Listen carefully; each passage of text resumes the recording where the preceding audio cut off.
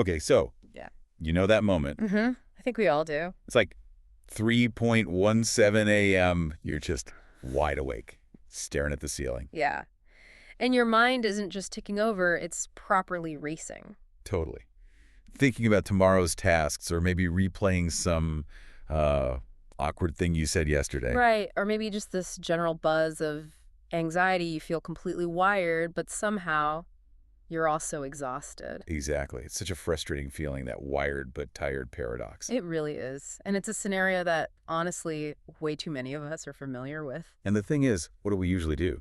We try to, like, force it, right? That's the immediate instinct, isn't it? Try harder. Command yourself. Go back to sleep. Yeah. But it feels like the harder you try, the more awake you get. It's like Well, trying to force a sneeze or something. That's a great analogy because that conscious effort, that trying harder, it actually sets us up to fail when it comes to sleep. It seems so counterintuitive, though. Doing nothing feels wrong when you're desperate to sleep. How do we break that cycle when that inner voice is just yelling, "Sleep now"? Well, you've really put your finger on the core issue there.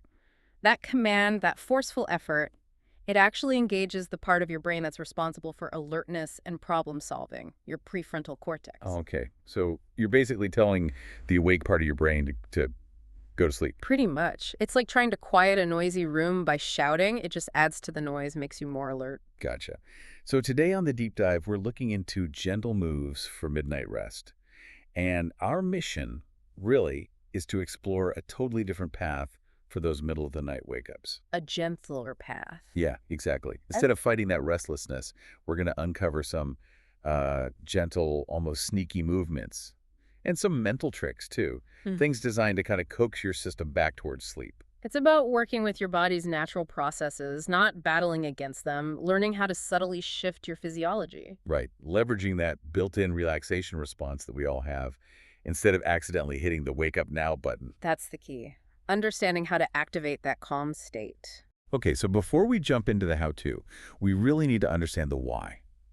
Why do we even wake up like that in the middle of the night? Is it just bad luck? Or is something else going on? That's a really important question. And actually, one of the big insights from sleep science is that waking up briefly in the night is, well, it's completely normal. Normal. Really. It doesn't feel normal at 3 a.m. I know. But our sleep happens in cycles, roughly 90 minutes long. And between these cycles, we naturally have very brief awakenings. Most of the time, we just drift right back into the next cycle without even knowing it happened. Huh. So the waking up part isn't the actual problem then? Not in itself, no. Nope. The issue arises when we notice we're awake, when that awareness kicks in. Ah, okay. So it's the realization that's the trigger. Oh no, I'm awake again. Precisely. That thought, that awareness can instantly activate our stress response system. It's almost like an old evolutionary program getting tripped up. How do you mean? Well, that system was designed for, real physical threats. A predator lurking, maybe. Now, it gets triggered by a simple thought about being awake. And that floods us with cortisol, adrenaline. Exactly. The very chemicals designed to make us alert, ready for action, fight or flight. Which is kind of the opposite of what you want when you're trying to sleep. So your body's alarm system gets hijacked by a thought. That's a perfect way to put it. But here's a hopeful part, and this is based on some really interesting recent research into our nervous system. We can actively, consciously turn on the opposite system, the rest and digest system. The relaxation response. Yes, the parasympathetic relaxation response. And we can do it quite quickly, even in that hyper-alert 3 a.m. state. What's the fastest way? Gentle movement and very specific ways of redirecting your thoughts are incredibly effective pathways. It's about giving your brain a different signal, a signal of safety. Okay, actively flipping a switch. That sounds promising, especially when you're feeling desperate. Where do we start? Is there like a physiological ground zero? Absolutely. We start with the breath, because the breath is a direct line to regulating your nervous system, specifically through the vagus nerve. Okay. And there's a technique, the 4-7-8 breathing method, popularized by Dr. Andrew Weil. It's simple, but really powerful. How does that work again? You breathe in quietly through your nose for a count of 4. Then you hold your breath for a count of 7. And then you exhale completely through your mouth, making a slight whoosh sound for a count of 8. 4 in, hold 7, 8 out. Got it. Yeah. I've heard of this, and that long exhale feels significant. Why is that the magic part, physiologically speaking? Well, that slow, extended exhale directly stimulates the vagus nerve. And the Mm. vagus nerve is like the master switch for your parasympathetic nervous system, your relaxation response. So it's not just psychological, it's a physical signal. Exactly. It's a direct message to your body saying, it's okay, you're safe, time to calm down. And it works below the level of conscious thought, bypassing that worried brain. Plus, you can do it silently, in bed, without anyone knowing. That's great, a direct line to calm. Mm-hmm. Okay, so breath is one thing, but what about physical tension? I know when I'm stressed, even if I don't realize it, my shoulders creep up or I clench my jaw. A full 20-minute relaxation exercise seems impossible at 3 a.m. Oh, definitely. Trying to do a long, progressive muscle relaxation or PMR when you're already awake and agitated, it's often just too much effort too activating. Right, so what's the alternative? We need something quicker, more targeted. Let's call them targeted releases. Mm, The idea is based on heightening your awareness of the tension and then the release. okay, how does that work? You quickly scan your body, notice where you feel tightest. Common spots are shoulders, jaw, forehead, maybe even your hands. Then you gently but firmly tense just those specific muscles. Really focus on the feeling for about 5 seconds. Exaggerate it slightly. Okay, tense it up. And then completely let go. Just release all the effort. And really pay attention to the contrast. Notice how heavy, how soft, how much more relaxed those muscles feel compared to when they were tense. Ah, so it's about amplifying that feeling of release, Yeah. making it really obvious to your brain. Exactly. It's a strong signal. And there's a surprising little trick for where to start.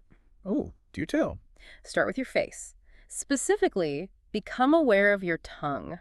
Many of us, without realizing it, press our tongue against the roof of our mouth or clench our jaw slightly when we're stressed or trying to sleep. Huh, I think I might do that. It's very common.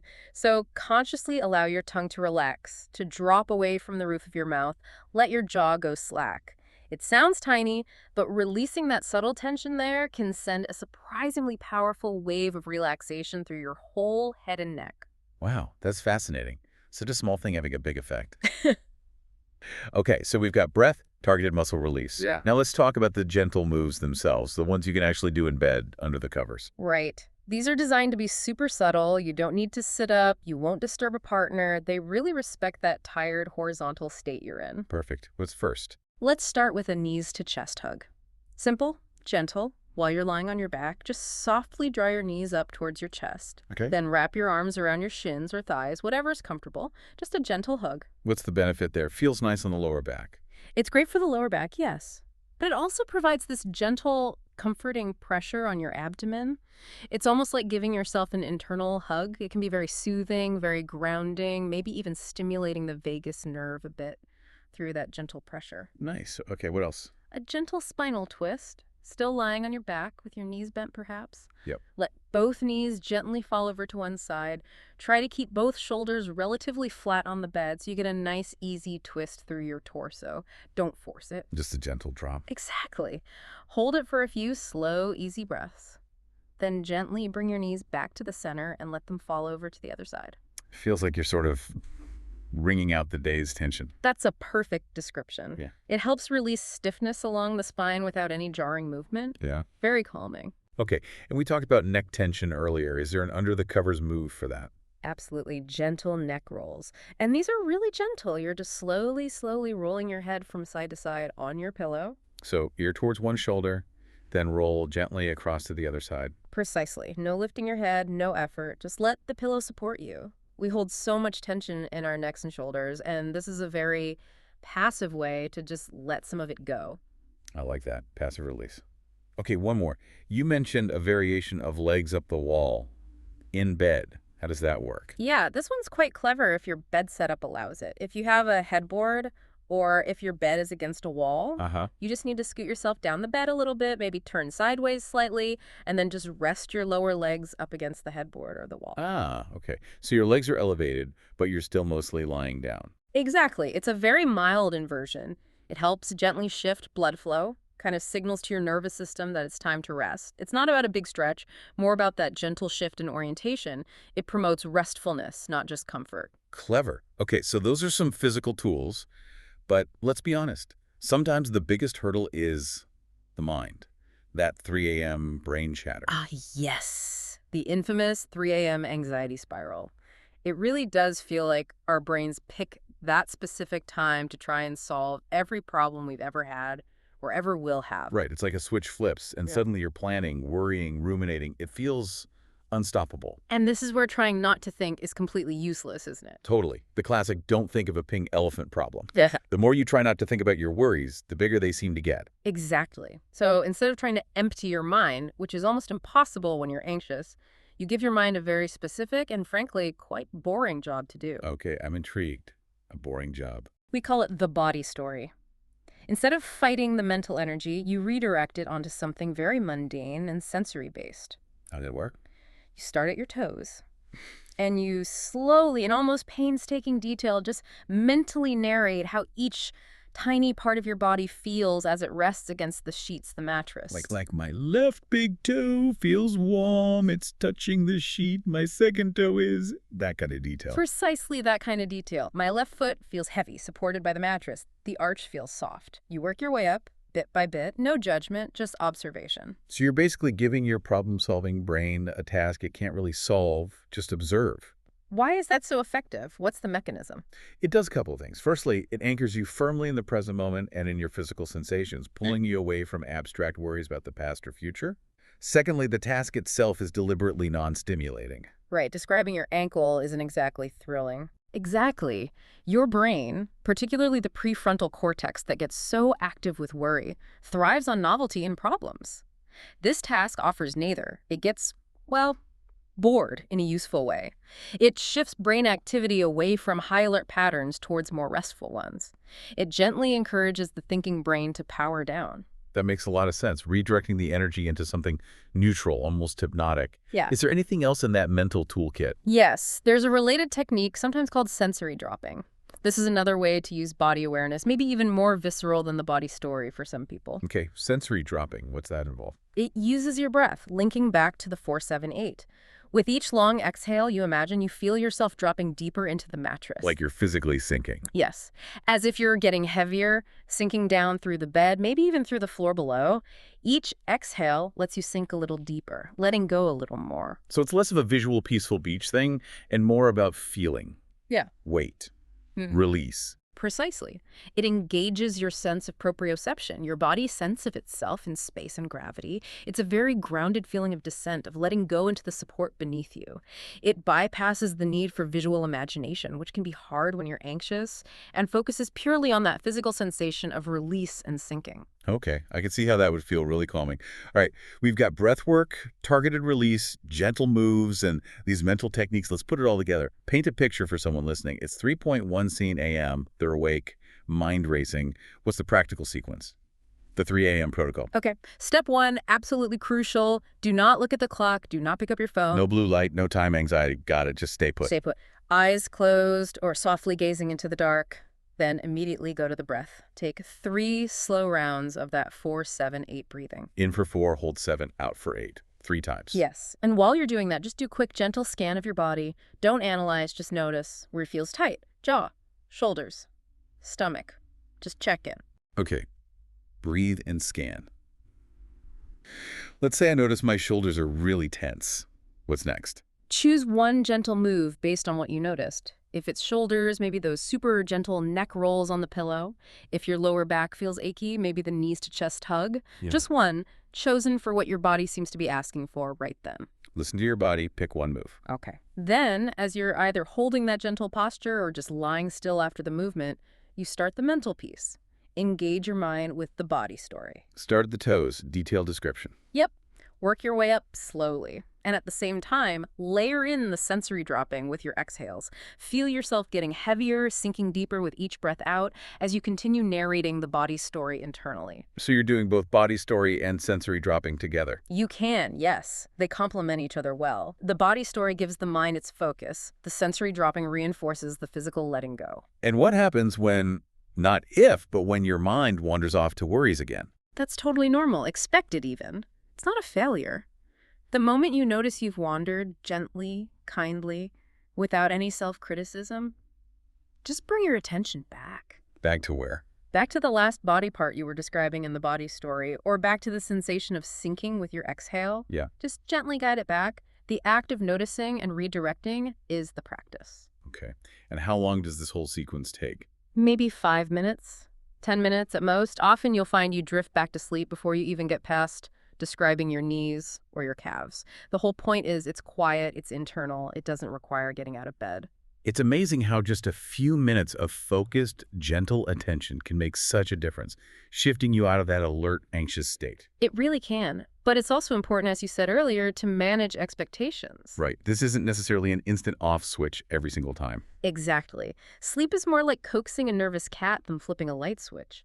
Some nights, these techniques might primarily bring you into a state of deep, profound relaxation, even if sleep doesn't come immediately. And that's still a win, right? Deep rest is valuable. Absolutely. Deep relaxation is incredibly restorative for your nervous system, for your body, for your mind. It's far better than lying there frustrated and tense for hours. So even if you just achieve deep rest, that's a huge benefit. That's a great perspective. Yeah. And you mentioned practice makes perfect, or maybe practice makes easier. Practice makes it more effective, definitely, like building muscle memory. If you practice these techniques sometimes when you're not stressed, maybe for 5 minutes during the day, or as you're winding down before bed, your body and mind learn the cues. So you're strengthening those relaxation pathways. Exactly, you're priming your nervous system. Then when you actually need them at 3 a.m., those pathways are more familiar, more accessible, and the techniques are likely to work more quickly and effectively. Makes sense. Yeah. Build the skill when the pressure is off. Now, we should include an important disclaimer here, shouldn't we? Yes, definitely. These techniques are fantastic tools for dealing with those occasional nights of poor sleep or difficulty falling back asleep, improving sleep hygiene. But if you are consistently waking up in the middle of the night, night after night, if this is a chronic pattern, it's really important to talk to a healthcare professional. Because there could be underlying issues. Yes. Things like sleep apnea, restless leg syndrome, hormonal changes, medication side effects, chronic pain, even undiagnosed anxiety or depression. These require proper diagnosis and treatment. So these gentle moves are for managing occasional wakefulness, not a substitute for medical advice for chronic insomnia. Precisely. Think of them as powerful self-care tools within a broader context of health. Always consult a doctor for ongoing or severe sleep problems. Excellent point. Okay, so as we wrap up this deep dive, Yeah.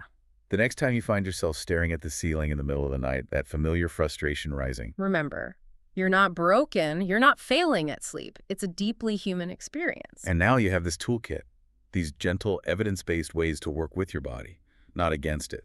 Breath, movement, mental focus. Techniques to gently guide your system back towards rest, or at the very least, towards profound restorative relaxation. So maybe the final thought for you listening is this. What subtle cue can your body give you tonight, even before you sleep, that signals it's ready for that gentle shift towards letting go?